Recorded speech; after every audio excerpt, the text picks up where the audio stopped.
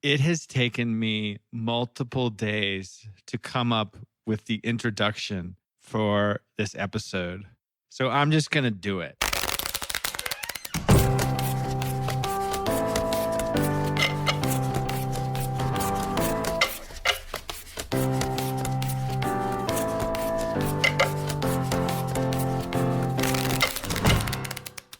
This is the second in our series of the youngest ever Life Masters. And I chose to include both our conversations with Adam Kaplan and Richard Jeng, frankly, because my conversation with Richard was a little short. And they are inexorably linked as the 16th and 17th ever youngest Life Masters in the history of the American Contract Bridge League. Now, Adam, in a lot of ways, helped make this podcast happen because he was the original inspiration for our film Double Dummy. And I got to know both Adam and Richard through the process of making that film. So it's self-serving of me to want to have them both on the podcast. Nonetheless, they're both exceptional young men and still members of the United States junior bridge teams. Richard is still on the under 21 team, amazingly. In my conversation with Adam, I refer to several members of Adam and Richard's team from the 14th World Youth Team Championships without properly introducing them to the listener. They are Adam's partner, whose name is Zach Breskel, and their teammates, Adam and Zach Grosak. And I just want to say to our listeners, I apologize for not being more cognizant that some of you might not know about whom I am speaking, and I will be more aware of that in future conversations. Please state your name and age. Yeah, I'm Adam Kaplan. I'm 24. And how old were you when you became the ACBL's youngest Life Master? I think I was 10 years and 43 or 47 days, one or the other. I think I read 42. But you're close. I'm modest. What can I say? Do you remember the event in which you were playing? It was a club game, I believe, because I needed a ton of black points. So I just played club games and online games until I finally managed to get enough black points. And do you remember what the totals you had to get in order to become a Life Master at that time? I know it was 300. I think it was 50 black points. And, I was 10, so I didn't go to the club that much. And so I wound up playing a lot with both Jim Soma, one of my first partners, as well as my dad. I think I made it playing with Jim. That's what I read in a little something I saw online just earlier, that you made it with Jim, that you won the game. You got a 67%, you needed 1 point something, and you got 3.17. Just a bit of overkill, never hurts. If I remember right, there was actually an issue where we weren't quite sure whether one of the games would count. And so we'd lost the exact count. And so that extra little bit was actually kind of important. So did they know then? How did you find out that you were a Life Master and the youngest Life Master? Oh, I was counting. We were keeping, at that point, we were keeping a sort of running count of, how close I was. And we knew sort of what the record was and how far off I was. And so the idea was I was basically going to the club playing twice a day until, reaching that magic number. But I do know there was some uncertainty there around exactly, whether it was 1.97 or 2.23 or whatever. Yeah. So you were playing twice a day at the club for how long? Probably 3 to maybe a month, close to that. It was quite a while. And we did I was playing online a bunch, and once I realized that I was close, I was kind of okay, sure, why not? We'll go for it. And the black points were really the big thing that I was missing. So did you have in excess of 300 points well before you actually became a Life Master then? Is that what you're saying? Yeah, so I definitely had over 300, but I was very, very short on the black points. That's my, I don't know how much over 300 I was, but yeah, it was lots of black points. And whose record did you beat? See, I should know this. I should know this. I want to say that it was Dan Hirschman. I think that's right. Almost certain that's right. It was Dan Hirschman. Okay. Cool. Yeah. His record was 10 years, 2 months, and 20 days. So you beat him by about 40 by about 40 days, I guess, approximately. I ran into him in an elevator at some tournament a couple of years after. And it was the first time I'd actually met him in person. Because I don't think he really was playing that much anymore. I don't remember where it was, but I recognized him. Was like, oh hey, I think I think you were the person whose record I beat. I was like, yeah. I sort of thought in my mind that maybe you started the quest a lot younger than how you referred to it just earlier here on the call. So I think I had started trying for it probably like 5 or 6 months earlier when I realized that, I wasn't that far off. But it wasn't until I was actually close, I had all of the other requirements that I was like, oh, wait, I need black points. And, so the once a week at the club or something like that turned into, twice a day, like 7 days a week at the club. Like club championships were my thing. I remember, I think we drove like down to Clearwater or something instead of going to like one of the closer ones at some point because they were doing some sort of double points. Did you feel like people start to know you as being the youngest life master? Did that increase how much people knew about you? Yeah, people started to recognize me a little bit. I think it was more once, sort of I was in the bulletin and, there was, people would recognize me at least a little bit as, that kid. And, I kind of got used to that. And for a while, that was sort of the main point of recognition there was, oh, you were the youngest life master. Okay. Well, it's amazing that you beat the record and the record stood for 12 years. Dan's record stood for 12 years. So it was a long time coming. It was. And I guess mine didn't stand for nearly as long, but, I'm happy to have had a part in that to some extent. Helping Richard Jeng. So Richard Jeng broke your record. Right. Yeah. So Richard Jeng broke my record. And I think it was at the Atlanta tournament that I was there, went to dinner with his family, I think the night after. So it was quite cool. What was it like for you becoming the youngest life master? What was the experience like? It was kind of the first real thing that I did in the bridge world. I was, a 9-year-old going to tournaments and, oh yeah, that's nice and that's cool. But, it was my first like real sort of bridge accomplishment. And, it was cool. And to some extent still is neat to have been the record holder for some time. It certainly set me up to, at least have something to say about, what have you done? Well, this, because up until I was sort of on the under 21 team, that was my thing.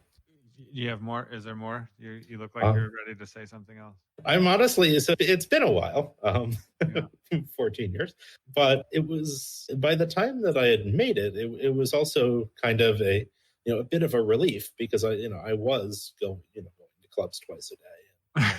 And, trying to grind out those last few points. Yeah. So it was kind of a relief, and of course it was cool. There was some local coverage and other sort of fun things that came along with it. But it was, for me, it was very much just like that first thing that I did where I really had to sort of commit myself to it and actually make it happen. What do you think your level of play was when you became youngest life master? Do you have any idea? I don't know how my level of play was, but I do know that I was a terrible, terrible partner at the table.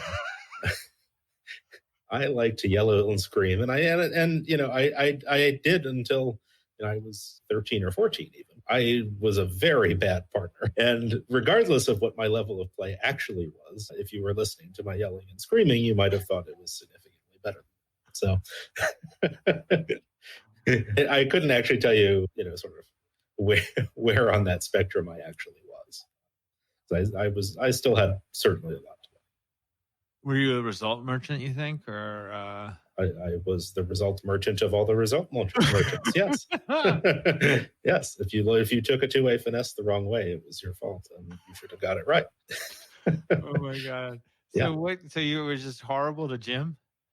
I was very, very hard on him, and sometimes maybe it was well placed or correct, but I doubt that it was nearly as often as I thought it was. He put up with me, which I appreciate. So. Do you think there was anybody between Dan and you who tried to go for youngest life master and didn't get it? Did you ever hear a story like that? That's an interesting question. I actually never heard of anyone, and I'm not sure if that's because they, somebody may have tried and, wound up stopped playing and sort of, moved on. But nobody has ever told me, oh, you wouldn't have had this if I had, just won this game or I was almost there and I didn't like it. Maybe those people will come out of the woodwork after we release this program. Yeah. I mean, there was a full 14 years that they had plenty of time. But, at the same time, the sort of junior bridge world didn't really start, I was kind of the first, I was the last of sort of the older generation of junior players. So you're sort of, J-Law, Kraniak, Grew. I was sort of, Owen, Kevin. I was a few years off from that and overlapped with them like once. And sort of the first of this next generation of players. You have Richard Jeng, you have, the Grossics and this sort of, the people who, now sort of are leading junior bridge players or recent next year. So, because of that, because there was sort of that middle ground, for a long time, I was always the youngest one at a tournament, and it didn't matter whether I was 6 or 15 because that was still the case. How much bridge are you playing nowadays? Not very much. I actually did play the first online J-Law tournament with Ron Smith, and Ron is always lots of fun to play with, and just generally an awesome person. So, I enjoy playing bridge with people that I like, and I try to prioritize that if I am going to play. I have weekly practices for the junior team, and aside from that, I do a little bit of teaching here and there, but not that much. How do you think you're able to maintain your status on like the top junior team and not playing as much as maybe you did at one time? Do you think you're? I mean, you think you're just as good, or you think you're rusty? Like, do you? I'm rustier than I would like to be, but I think some of these things are a bit like riding a bike. Once you've sort of learned how to do them and learned how to be good at them, figured out the situations where you need to pay attention, you need to catch yourself, and you can't just be sort of cruising along on cruise control. And for that matter, being able to play a little bit during the weekly practices and things like that, does mean that I stay probably reasonably sharp, but certainly not as much as if I was playing 40 weeks a year. But that's not something that I really want to be doing with myself. So I'm happy to be able to stay fairly sharp and still be able to be competitive to reasonably good in higher level events. So. I have some questions that could be off the record. Do you mind if we just record? I mean, we're not going to put them in there. Sure. Why does Zach Grossack call you Mordecai? That is a very good question. So I don't know exactly when it started, but I was. I think it had to be it was at one of the Atlanta junior trials. And I made some sort of extended joke or bit about, my Jewishness. I'm not particularly Jewish, but certainly I am. So, at first it was rabbi. And then after a little while, I think it was Adam who was drunk and slurred it a bit. And it did become Mordecai, and of course that got shortened to Morty, and then there's also of course Carol, and I don't know that one. The reference to Carol Weinstein, and I don't know exactly why it's a reference to Carol Weinstein, but there you go.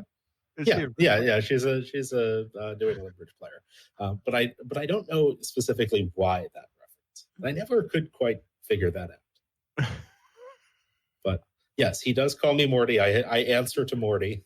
I googled Mordecai like yesterday or 2 days ago, and I didn't get it based on what I read on Wikipedia. No, there's not like a specific fancy reference there that it's just okay, this is a very Jewish sounding name, and here you go. Does Breskel still play?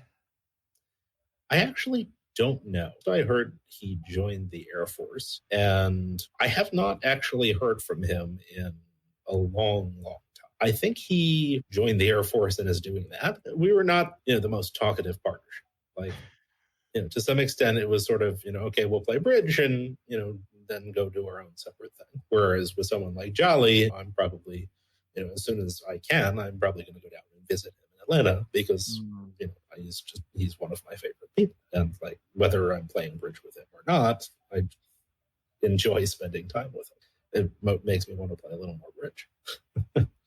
But Jolly's aged out. Yeah. Jolly he aged out in 2017.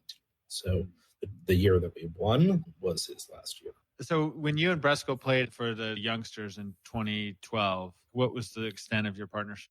That was actually that was the first tournament that we had played together, or the first Worlds, because I played in 2010 and 2011 with Adam Grosek. Oh, wow. Yeah. No, I used to play with Adam. And then usually Dan Wolkowitz and I would, particularly in 2011, Adam was still sort of, he had a bit of the Zach screaminess in him. Zach's what? Screaminess. Screaminess. Yeah. Dan Wolkowitz was playing with Roger Lee, and Roger Lee was also going through that phase. And so Dan and I would go hang out like a little courtyard right by the playing site in Croatia, and we would go sort of be each other's counselors for a little while. Like, you wouldn't believe this shit. Like, look what they got upset at us for. It was that sort of thing. So you and Adam Grosek had played together. How did the four of you guys decide to team up for playing in the youngsters trials? I mean, it was very much, Adam also had a partnership with Zach, and I had been playing and doing some tournaments and things with Owen sort of separately, and Zach had been on some of those teams, and Zach also, Zach Breskel, and Zach also had learned the sort of super complex, messy relay system that Owen and I had sort of concocted. What system was that? You guys concocted it yourself? Yeah. It was a sort of homegrown relay system, obviously, inspired by a bunch of existing things. So there was a good deal of sort of mad scientists that went into it, and Owen and I had probably spent hundreds, if not thousands, of hours just bidding hands. So at the time, I kind of knew the relay like the back of my hand, because I had it very, very well memorized, having practiced it so much. Of course, when we were first learning it, it was a little rough, but Zach had also sort of practiced a lot of the relay system with Owen, because they were a regular partnership before Owen sort of aged out as well. Or I guess Owen didn't age out. He aged out of under 21, and Zach was still eligible. And so it was kind of made sense that, okay, Zach, the Groseks should play together, and I'll play with Zach. We played the sort of super complex, messy relay system. I don't think we had too many mishaps, although there was definitely one. We wound up in a Grand Slam. I don't know. Actually, I don't know that this was if this was a mishap or just like a weird judgment thing. We wound up in a 5-1 fit in a Grand Slam, and basically you had to decide, are trumps 5-2, or is the side suit that you have to cross back to your hand a 4-0? And thankfully, we guessed right that trumps were 5-2, the side suit was not 4-0. So you made the game. You made the grand in a 5-1. He did. If he had guessed wrong and played to overtake, it would not have been so nice. Wow. So yeah, I think it was a relay misfire rather than let's go play our 5-1 Grand Slam. But I honestly don't know. There's a hand from Tai Chang, which you had 7 solid. You didn't have the jack. You had ace, jack, 4 of hearts, and ace and a club. And you were vulnerable. The opponents were not. This was against USA2 in 2012 in the USA2 match. Okay. So I think your opener, you open a strong club. They bid 3 diamonds. Zach doubles, I think, showing no direction. Yeah, just values. Your right hand bids 5 diamonds. And now you bid 6 diamonds. Interesting.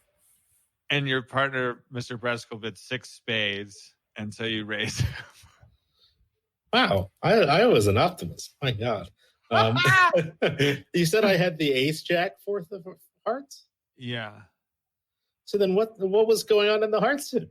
If he bid 6 hearts, I could see it. I could see bidding 7 spades. But if he bid 6 spades, how did that? He had jack 4th, stiff, 3 little, and king, queen, 6 maybe? No, actually, thinking about it a little more, he has to have something somewhere. I would rather him bid 6 hearts. So I could so you could have bid 6 spades. So, that's right, or I think that's what I was going for, was that I was planning to bid 6 spades over 6 hearts, with the idea that this is, hey, I am actually interested in the grand, if you have the right stuff. So you weren't expecting him to bid spades. That makes sense, because right. We have the video of the auction, of you talking about the auction. Here, I'll send you the hand. So I think it almost certainly I was expecting him to bid 6 hearts over this, over which I could bid 6 spades. And I hadn't necessarily considered the ramifications of what if he bids 6 spades. And I guess finally decided, okay, well, if he doesn't, if his best major thing, right, is the jack of spades, right? If he has jack 3rd of spades and 2 small hearts or something, then where's his stuff? Yeah. Right? He doubled 3 diamonds. Right. So unless, maybe I'm going to catch king, jack, 4 of the diamonds and it'll be sad. Right. And, if I was at the table today, I probably would not bid a Grand Slam. But I could see how I convinced myself that, he had to have stuff somewhere. Was this we were not down significantly? No, this was just a round robin match against USA2. You crushed them. They stopped in 5 spades at the other table. They opened 2 clubs. We've got the whole postmortem in the hallway. I just sent you the actual deal. So Zach was 4-1-1-7 with king, queen, a 7th of clubs, and jack 4th of spades. So you had a total claimer. I'm not sure. And my guess is that I essentially just assumed that he must have stuff somewhere. And, that's what you said. That's what you said in the thing. But what I was curious, I hadn't considered that you thought he was going to bid 6 hearts, and now you could bid 6 spades, making a Grand Slam try. I hadn't considered that aspect of it. Yeah, that was that almost certainly was what I was going for, and it's a creative bid. Yeah, I think so. Whether or not I technically have enough for it, it's hard to say, but. His double is sort of positive without direction. So, he's got to have stuff somewhere. As long as he doesn't have a ton of diamond wastage, then, it's actually, it's reasonable to at least give it a shot. Yeah. Worst case, I play 6 spades and maybe we missed a grand, but it's better having tried. Yeah. I just didn't consider that you were expecting probably he was going to bid 6 hearts, and now you could bid 6 spades and make your Grand Slam try that way. That makes a lot of sense. Yeah, that was definitely the plan, and then he ruined the plan. It was a nice plan. I think he definitely had a raise, by the way, if he had bid 6 hearts, but the problem was he had a singleton heart. Right. Right. I mean, like I said, he ruined the plan. What's going on with Get Lost? We pretty much let it be. We didn't officially shut it down, but certainly not doing anything more with it for a while. I'm still sort of on the fence about whether I want to. We gave it a shot. We, obviously had horrific timing. And, and then it becomes a question of whether it makes sense to give it another shot, let's say, in the future versus doing something else. If so, what that is. So for right now, I've actually just been doing a bunch of crypto trading.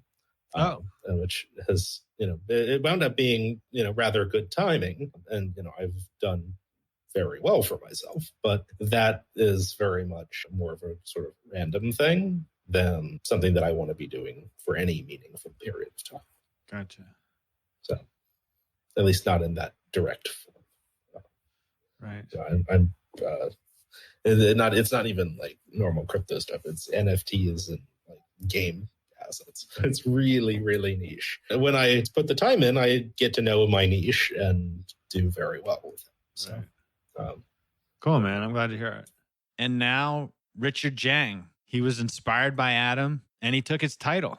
You're the first one, non-Andrew. You're the first youngest life master after Andrew Chen that I'm interviewing. Actually, I met Andrew's dad first at the Atlanta NABC. And then he was like, oh, I'm bringing my children in for the youth NABC like a week later in Atlanta. And so I was like, wow, it's really cool that you're like his whole family plays, right? So I thought it was really interesting. And then I actually met Andrew at the Vegas NABC in 2019. So that's pretty cool. What were the circumstances around your meeting Andrew's dad at the Atlanta NABC? Well, my current partner, Brent, was playing with his dad in the Von Zedwitz. So I stayed a night at his place. Gotcha. And did Andrew's dad have any inkling at that time? Atlanta was summer of 2018. Did Andrew's dad have any inkling that he was going to be going after the youngest life master at that point? I wasn't aware of it at the time, so. He didn't say anything to you about it? Did not say anything. So what was your reaction when you saw that Andrew had broken the record? I think Debbie Rosenberg mentioned to me, she just gave me a heads up that, oh, Andrew might break your record. And so I knew it was possible. And I mean, it was just pretty cool to see someone else at the age of 8, because the person who previously broke my record, Zach Garrison, he was 9 in a few days. So it's crazy that now it's 8 years old. Who knows? Maybe the next person will be 7. Well, they're going to have to be pretty close to 7, because I think Andrew did it like as an 8-year-old with 3 days. Tell us about how you started playing bridge.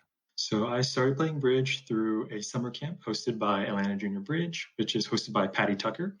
And so my parents just saw an ad for Atlanta Junior Bridge in the newspaper. And one of my grandparents played bridge. So my mom knew kind of what bridge was and how card games worked. And so she signed me and my brother up for it. And I was 6 years old at the time. And ever since that one summer camp, I just loved bridge. Do you know if the camp, did it include like an age range for the camp when your mom signed you up? I think there was, but I don't know the exact range. I know it was something like 9 to 18 or something.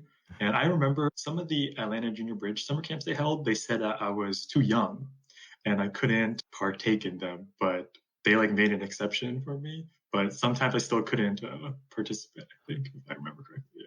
So your mom was not daunted by both of her children being younger than the possible suggested age on the flyer? I think Andrew was 9, so he barely made it. So, yeah. But yeah, she was not daunted. So the first time you held a bridge hand was at this summer camp? Well, I think I've held cards before. I think I have some baby pictures of me holding cards, but nothing related to bridge at all. So it wasn't my first time seeing a deck of cards, but definitely my first time actually playing bridge, because I've seen my grandfather play on some bridge software on Windows 97 machine or something. But other than that, yeah, it was first time. And so when did the possibility of breaking Adam Kaplan's record for youngest life master, when did that come into focus for you? I read in the bulletin Adam's record. I think it was in either 06 or 07. I'm not sure what time he got the record, but I read it and I just read his story about how he basically became life master. And I was like, wait, this is something I could do, because I was 6 or 7 at the time that I read it. And so ever since then, I just went to tournaments, played at the club, went to different regionals and stuff. And I still remember my first gold point at a regional, and I was so happy about it. It's crazy. So really from that moment on, it sounds like you're saying it really pushed you to play more tournaments? Yeah, for sure. That when I read that article in the bulletin, that definitely inspired me to go down this path to collect more master points, I guess. So yeah, definitely inspiring for me. How many master points do you think you had when you found out about? Definitely under 50, 20. So yeah, it was definitely inspirational for me. It was 300 when you... it was 300, so a lot easier back then. Yeah. And did you meet Adam before you broke his record? I think I did. I definitely did, because at the first Youth at ABC, which was held in Atlanta in 2008, I remember meeting Adam, talking to him, and I distinctly remember my parents even took Adam out to dinner. We talked about it, and I told Adam that, hey, I am interested in meeting your record, and I'm thankful for you for being an inspiration for me. So, yeah. So he knew you were coming for him. Yeah, he knew. Yeah. Will you just say like how old you are? I'm currently 20 years old. It's been 11 years since then. So you broke the record when you were 9 years old. 9 years old and like 7 or 8 months or something. Okay. So Adam knew you were coming for him. Was he encouraging, or was he like possessive of the record? He made no mention of being possessive. So my impression was definitely that he was very encouraging. And as we all know, Adam is a very nice person. Yeah, so. And what was it like when Zach broke your record, Zach Garrison? It was just like, I know I was inspired by Adam, and I don't know if Zach was also inspired by me or not, but it's good to see, maybe it's a very cliche phrase, but it's good to see other young people playing bridge. Totally. Totally. Yeah. It's a record that's meant to be broken, I think. You were the youngest Life Master for how long? I don't think it's very long, only 2-3 years. So yeah, Zach broke it pretty quickly. But ever since they changed the master point requirements, that's why Zach's record became so long, because the 300 to 500 is pretty big difference. What was it like for you breaking the record? Well, I got to tell all my friends that I was the youngest Life Master, so they all thought it was really cool that I was a Life Master. Like somehow I conquered what life has to bring, and I've always thought the title of Life Master was pretty funny. So yeah. What was the event where you broke the record? It was just a regular club game, getting some black points. I already had enough black points at the time, but it was just a regular old club game. I thought it was just nice that I played at a club where I normally played, and so just kind of like going back to my roots or whatever. So yeah. And did they know it immediately, like as soon as you? Yeah, when I earned master points from that event, we knew that I broke 300, and we took a picture and everything. So, do you have that picture somewhere? I wonder if it's in the stuff you've sent us previously. It's the picture they used in the bulletin, so it should be available. Yeah. Okay, man. Anything else you want to say? Nothing, but just best of luck, and hopefully someone else can break Andrew's record just for the heck of it. Yeah. I don't see that happening anytime soon. It probably needs to be from a bridge playing family for starters. Yeah. But 500 points is definitely a lot, and it's crazy that Andrew only did it in 2 years, I think. So very impressive. Like for me, it took 3 years for 300 points, and he did 2 years for 500. So did Adam call you up when you beat him? he did not call me up. But... Oh man! Did you call Zach? I did not call Zach either. So. Did Andrew call?